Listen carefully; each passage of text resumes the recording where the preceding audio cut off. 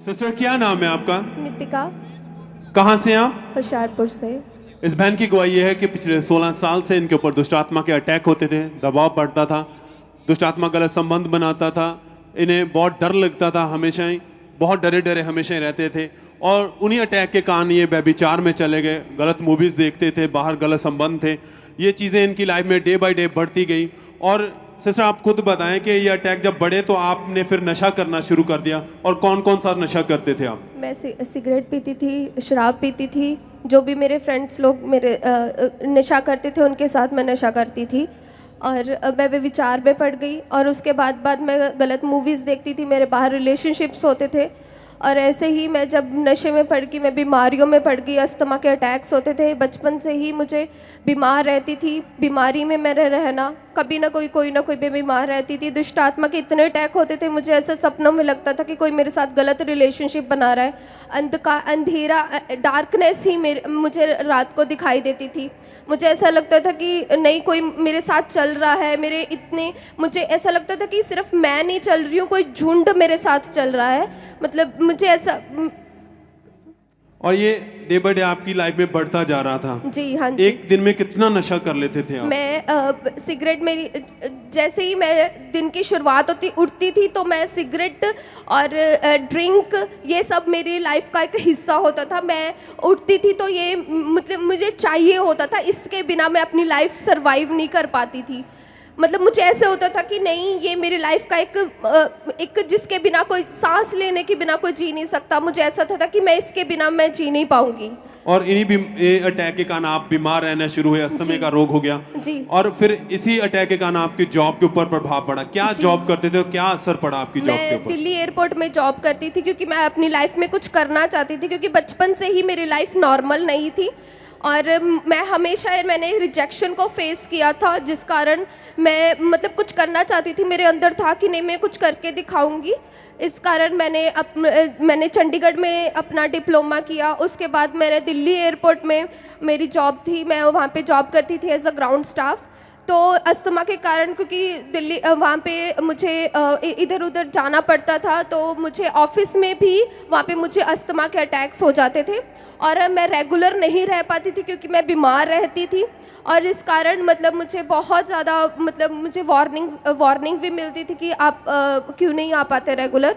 But उसके बाद जैसे ही मैं इस सब चीज़ों से निकलना चाहती थी, क्योंकि मेरी लाइफ एक डार्कनेस थी, क्योंकि मैं ऑलरेडी व्यभिचार में थी और मेरे बाद रिलेशनशिप्स थे। बट मुझे ऐसा होता था कि कोई मेरे साथ रहे, कोई मुझे समझे, बट किसी ने नहीं मुझे समझा, क्योंकि बचपन से नॉर्मल लाइफ नहीं थी।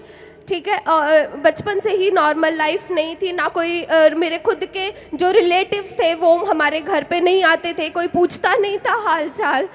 और मेरे डैड जो फॉरेन में रहते थे बचपन से, और गाइडेंस नहीं मिली थी कि लाइफ में क्या करना है, कैसे रहना है, और व्यभिचार क्या होता है, कोई गाइडेंस नहीं थी। जैसे क्योंकि मेरे मॉम डैड इतना उन्होंने, क्योंकि ऑलरेडी हम इन चीज़ों में थे, क्योंकि हमारी लाइफ में किसी ने ब्लैक मैजिक कर दिया था, और मेरी पूरी फैमिली इस चीज़ों में थी। और दुष्ट आत्मा के अटैक्स होते थे। हमारी फैमिली में ऐसा होता था कि कोई फलवंत, कोई फ्रूटफुल चीज़ नहीं होती थी। पूरी लाइफ आपकी बिल्कुल आपकी डिस्टर्ब हो चुकी थी। पूरी लाइफ डिस्टर्ब थी, बचपन से नॉर्मल लाइफ नहीं थी। सबसे मैं घर से बड़ी थी, और मैं ही इन चीज़ों में थी। और मेरे 2 सिबलिंग्स हैं, मेरी बहन और मेरे भाई छोटे, और वो मुझे देख के ही ऐसा क्योंकि मेरे घर में मेरे कारण परेशानियाँ ही होती थी, क्योंकि मैं ऐसी ही होती थी, वे विचार में होना। इस तरह आप बीमार रहने लगे? मैं बीमार रहती थी, बीमार इतने ज्यादा थे कि सांस इतनी ज्यादा चढ़ती थी कि आप बिल्कुल चल भी नहीं पाते थे। मैं चल नहीं पाती थी। जब मैं एकदम चलती, मेरी सांस मेरे चेस्ट में ऐसे ब्लॉकेज रहती थी, मुझे पंप यूज करना पड़ता था। और मेरे मम्मा को मेरे साथ पूरी नाइट तक वो मेरे मसाज करते थे, वो मुझे स्टीम्स दिलाते थे। और वो मुझे स्टीम्स दिलाते थे क्योंकि मेरे फादर फॉरेन में थे, और उन्होंने मेरा टेक केयर किया। क्योंकि कोई रिलेटिव, जब हम प्रॉब्लम्स में थे तो कोई रिलेटिव, कोई भी हमारा हाल चाल पूछने नहीं आता था।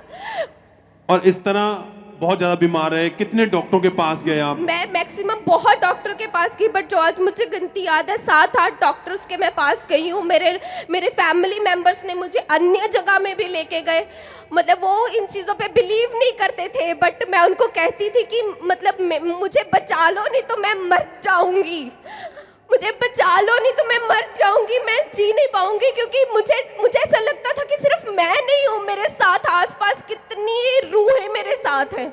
ऐसे ही मैं दिल्ली में मैंने जॉब की, दिल्ली में, वहाँ पे मैंने बहुत कुछ फेस किया। चंडीगढ़ में मैंने बहुत कुछ फेस किया।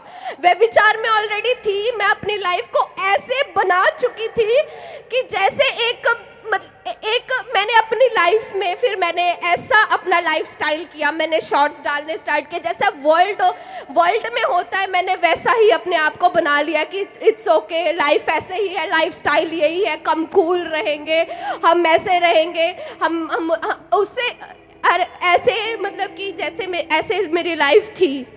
और एकदम से आपकी सुध बुध बिल्कुल खत्म हो चुकी थी, क्योंकि मैं इस बचपन से ही मुझे दुष्ट आत्मा के अटैक होते थे, और क्योंकि मैं इन सब चीज़ों से मैं इन सब चीज़ों से बाहर आना चाहती थी, जिस कारण मैंने नशों का सहारा लिया। वह विचार में थी, कोई मैं समझ नहीं पाती थी कि मुझे रास्ता कहाँ है, वेयर इज़ द वे, कौन सा मार्ग है कि जिसमें मैं जाऊँ, जिसमें मैं चल के मैं जी सकूँ, मुझे ऐसे अंदर से मुझे पीस मिले, शांति मिले। मैं ब्रोकन हो चुकी थी, पूरी ब्रोकन हो चुकी थी कि कोई, मतलब जैसे फिर वर्ल्ड होता है, फिर मैंने वैसे ही अपना पहरावा बना लिया, अपने आप को वैसे ही मैंने अपनी लाइफ स्टाइल को ऐसे करती गई।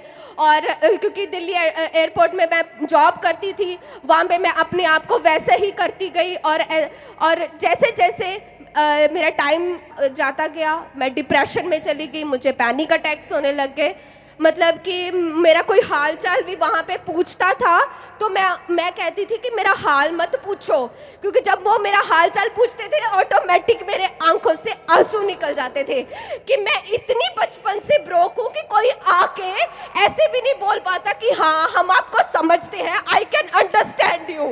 नोबडी, कोई भी नहीं था, रिलेटिव्स तक वो ऐसे, उन्होंने, क्योंकि मैं अन्य जगह पे भी गई थी दुष्ट आत्मा के कारण, मेरे घर वालों ने मुझे अन्य जगह पे भी लेके गए, बट वहां पे भी मुझे रिजेक्शन मिली, क्योंकि जब मेरे ऊपर ऐसे खेल आती थी तो वो बोलते थे कि नहीं ये जस्ट हवा है। उन्होंने भी मुझे रिजेक्ट किया, उन्होंने भी इस चीज को ये चीजें बढ़ रही थी और घंटों आप अकेले बैठे रहते थे, बालों को नोचना। यस, मैं बालों को नोचती थी। इतने ज्यादा डिप्रेस हो चुके थे, आपने सुसाइड करने की कोशिश की 4 बार। क्योंकि मैं इस चीजों से ब्रदर निकलना चाहती थी, मुझे ऐसा लगता था कि कोई मुझे इस चीज से निकाले। और उसके बाद मैंने डॉक्टर्स को भी दिखाया, मेरे घर वालों ने अन्य जगह पर भी मुझे कैसे आपने सुसाइड करने की कोशिश की? मैंने अपने आप को 2 बार अपने आप का मेरा गला दबाने की कोशिश की, और उसके बाद मैंने अपनी नस भी काटी, और उसके बाद क्योंकि मेरे पास ऑलरेडी इतनी दवाइयाँ होती थी, और जब मैंने क्योंकि मेरे पास ऑलरेडी, क्योंकि अस्थमा और भी चीज़ें थी, तो उससे मैंने हैवी डोज मेडिसिन की ली, और मैंने अपने आप को ख़त्म करने की कोशिश की कि इससे अच्छा मरना ही सही है। क्योंकि उस समय कंडीशन ऐसी थी कि आप चाहते थे इस लाइफ को मैं ख़त्म ही कर दूं। पूरी तरह लाइफ ख़त्म हो चुकी थी।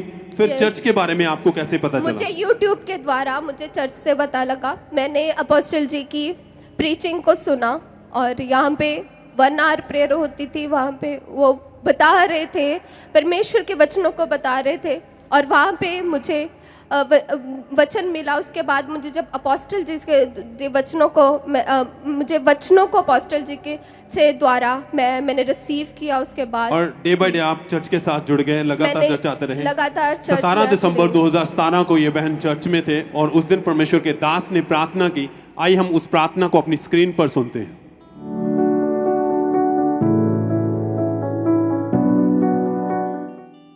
अपने हाथों को उठा, बोलो सर्वशक्तिमान परमेश्वर, हर एक शैतान दी साजिश मेरी सेहत के खिलाफ, मेरी लाइफ के खिलाफ, मेरे बच्चा के खिलाफ, हर एक जादू टूने दी आत्मा जड़ी मेरी प्रोग्रेस के खिलाफ खड़ी है, मैनू चमकन तो रोक दिए। बोलो अग दे परमेश्वर तेरी अग इस जगह दे उत्ते मेरे उत्ते उतरे और वो आत्मा व नाशोन। बोलो फायर, बोलो आग उतरे। और आप उस दिन चर्च में मौजूद थे हाँ जब जी। प्रार्थना हुई, क्या जी। हुआ प्रार्थना को रिसीव करते मुझे समय ऐसे लगा जैसे जैसे उन्होंने जैसे अपोस्टल जी ने फायर की, दुष्ट आत्मा को कमांड किया, जादू टोने को कमांड किया, मुझे मेरे अंदर से ऐसा लगा कोई जानवर निकल रहा है। सब तारीफ करें, परमेश्वर के नाम को महिमा दे सब जन, क्योंकि ये अद्भुत था। परमेश्वर जो विश्वास के साथ, ईमान के साथ उसकी हजूरी में आते हैं, खुदावंद उन्हें फ्री करते हैं। प्रार्थना को रिसीव किया, वर्ड को रिसीव करते समय आपको ऐसा लगा कि जैसे आपके अंदर से कोई बहुत बड़ा जानवर, कोई जानवर निकल रहा है मेरे अंदर से, और मुझे ऐसा लग रहा था कि कोई मेरे अंदर से मेरे को साफ कर रहा है, खींच के मेरे अंदर से कुछ निकाल रहा है, क्योंकि मैं उस व्यभिचार से मैं छूट नहीं पा रही थी। मुझे ऐसा लगता था कि कोई मुझे इस चीज से छुड़ा दे। बट जैसे ही मैं यहाँ पे अंकुर मिनिस्ट्रीज के द्वारा मैंने परमेश्वर को जाना, यीशु मसीह को जाना, मुझे अनंत जीवन मिला। मैं व्यभिचार से छूटी, नशों से मैं आजाद हुई। मेरे अंदर से एक जानवर निकला जो मुझे व्यभिचार करवाता था, जो मुझे नशे करवाता था। परमेश्वर, और उसी दिन वोमिटिंग आई, बॉडी एकदम से हल्की हो गई आपकी। बॉडी हल्की हो गई। मुझे ऐसे लगा कि परमेश्वर के ब्लड से मैं कवर हो गई हूँ, परमेश्वर के होली फायर से मैं कवर हो गई हूँ। और मुझे मेरी लाइफ को ऐसे मैं चलती गई और ऐसे और जब मैं दिल्ली भी होती थी फिर भी मैं YouTube के द्वारा मैंने सुनना, और जब यहाँ पे भी आती थी, अपने होम टाउन में भी आती थी, तब भी मैंने यहाँ पे आना। मैंने उसके बाद मैं सच बता रही हूँ, यीशु सब तारीफ करें, खड़े हो जाए अपने अपनी जगह पर परमेश्वर की महिमा के लिए।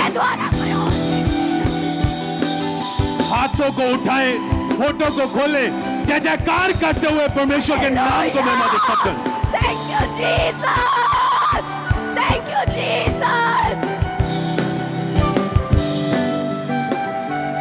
क्योंकि वो अद्भुत है। आपकी जिंदगी कैसी भी क्यों ना हो, उसने वायदा किया है, मैं अपने ब्लड से धोके तुझे साफ करूंगा, बर्फ के माने सफेद। इनके जीवन बिल्कुल खराब हो चुका था, पाप में था, पूरी तरह टूट चुके थे। पर जब खुदा की हजूरी में प्रार्थना को ग्रहण किया, परमेश्वर ने छुआ, जिंदगी को बदल के रख दिया खुदा ने। और आपने उस दिन के बाद परमेश्वर को अपना जीवन दे दिया। यस, मैंने अपना परमेश्वर को जीवन दे दिया, मैंने बैप्टिज्म ले लिया, और मुझे पता चला कि परमेश्वर क्या है, यीशु मसीह क्या है।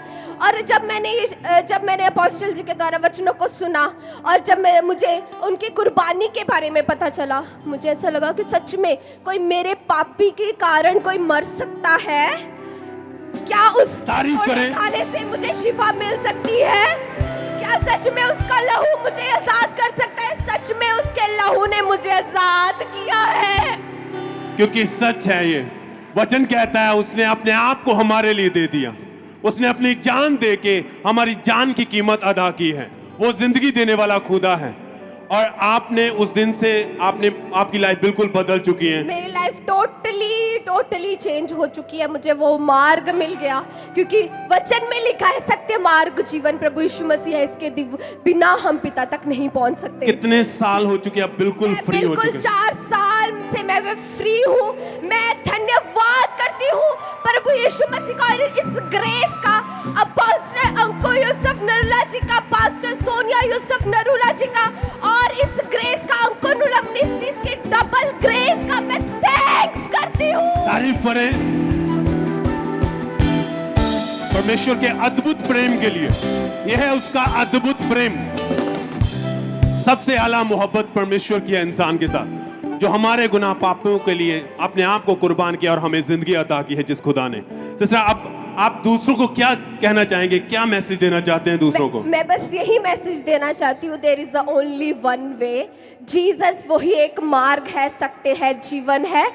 और बिलीव करें कि यीशु के कोड़े खाने से हम चंगे हो चुके हैं, उसके लहू बहाने से हमारे पाप माफ हो चुके हैं। और अंकुर नरुला मिनिस्ट्री की ये जो रियल ग्रेस है, real man of God and woman of God है, इस ग्रेस पे बिलीव करें। मैंने अद्भुत छुटकारा पाया है, सच बता रही हूँ, अद्भुत छुटकारा। सब तारीफ करें जितने ऑनलाइन देख रहे हैं, ब्रांचेस में मौजूद हैं, इस लाइफ चेंजिंग गवाही के लिए, क्योंकि ये वो हजूरी है जहां से आपसे वापस नहीं जाएंगे। आज आपका दिन है, परमेश्वर आपकी जिंदगी में भी इसी रीति से छुएगा, आनंद के साथ बांटेगा, आपके परिवार घराने जीवन बदल के रख देगा। जीवन जिंदा जलाली खुदा प्रभु यीशु मसीह, वो एक ही है, यीशु मसीह। सब थैंक्स करें, तारीफ करें, हाथों को उठा के, होठों को खोलते हुए, नाचते झूमते हुए परमेश्वर के नाम को महिमा दे सकते हैं।